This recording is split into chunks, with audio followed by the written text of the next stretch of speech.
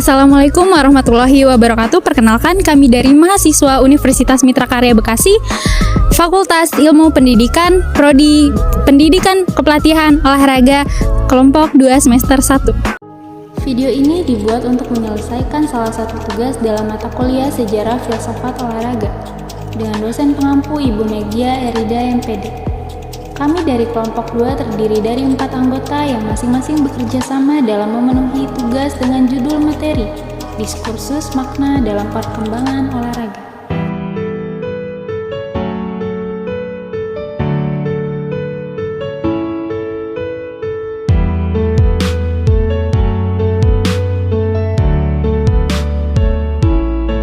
Sebelum kami masuk ke pembahasan lebih lanjut, izinkanlah kami memperkenalkan diri terlebih dahulu.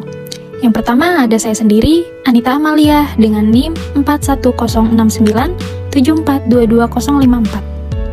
Selanjutnya ada Wawan Setiawan dengan NIM 4106974220062.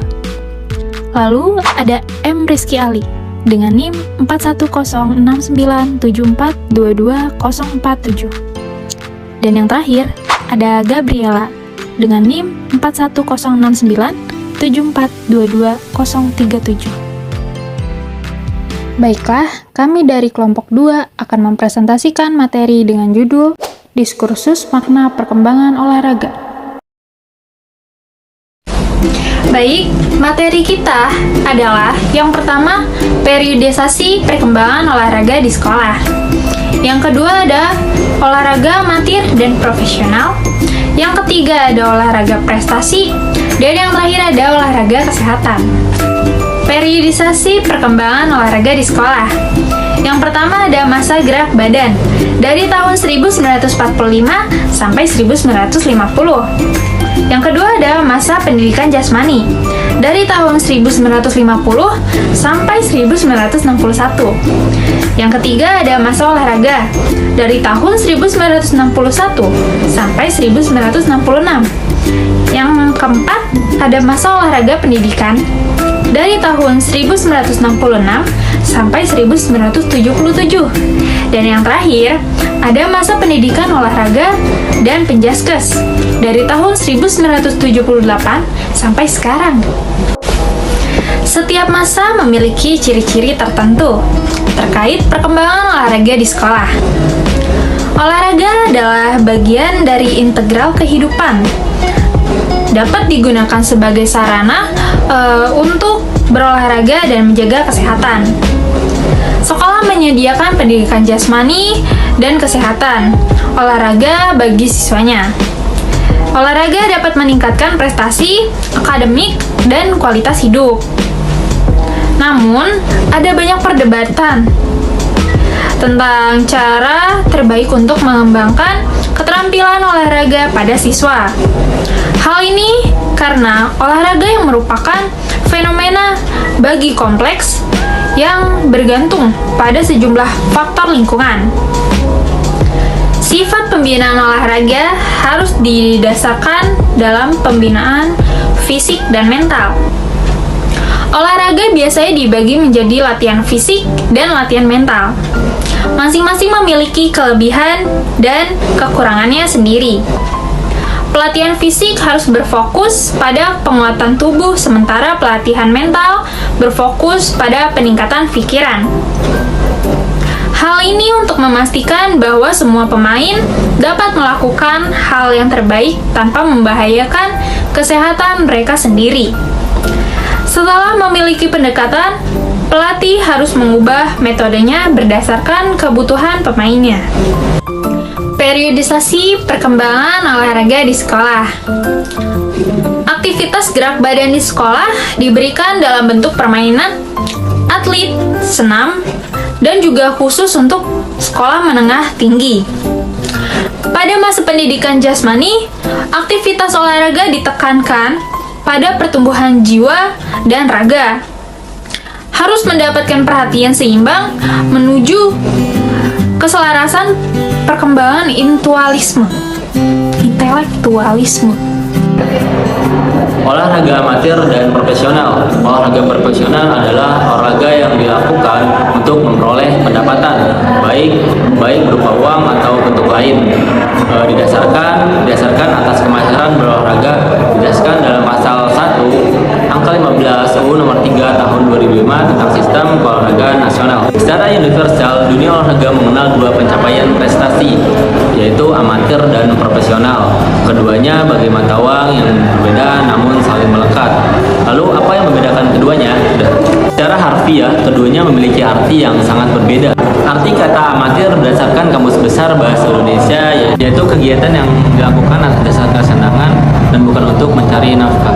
Sementara profesional ialah suatu hal yang bersangkutan dengan profesi dan mengharuskan adanya pembayaran untuk melakukannya.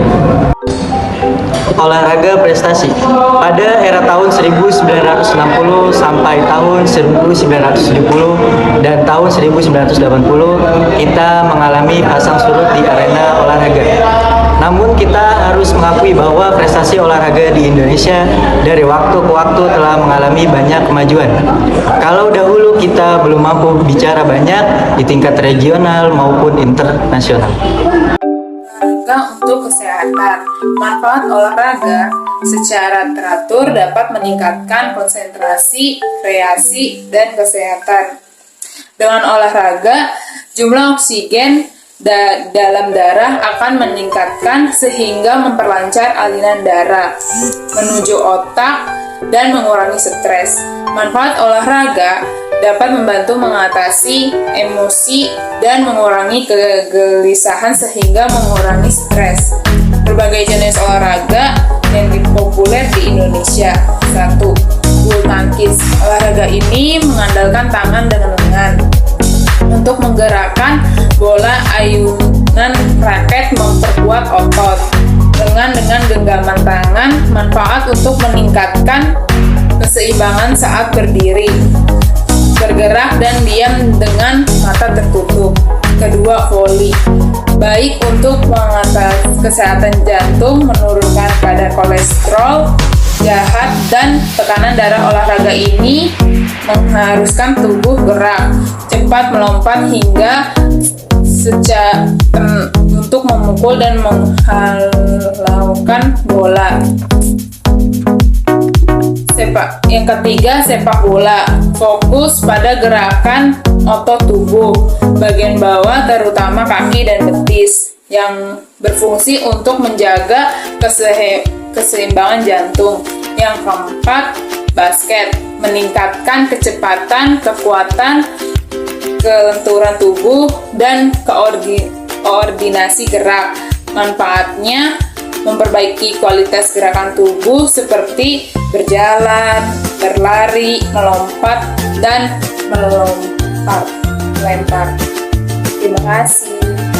Kesimpulan yang dapat kami berikan di video ini yaitu hasil analisis mengenai juara-juara dunia menunjukkan bahwa atlet-atlet yang mampu menghasilkan prestasi yang tinggi hanyalah atlet-atlet yang memiliki fisik yang prima, menguasai teknik yang sempurna, memiliki karakteristik psikologis dan moral yang diperlukan oleh cabang olahraga yang ditekuninya. Beberapa kendala yang bisa kita jumpai dalam olahraga prestasi dan yang sudah sering menjadi isu nasional adalah masalah manajemen keolahragaan nasional, organisasi induk olahraga belum melaksanakan program pembinaan jangka panjang secara konsisten dan berkesinambungan. Secara umum, ciri olahraga kesehatan ialah massal. Artinya, olahraga kesehatan dapat diikuti sejumlah besar orang secara serentak.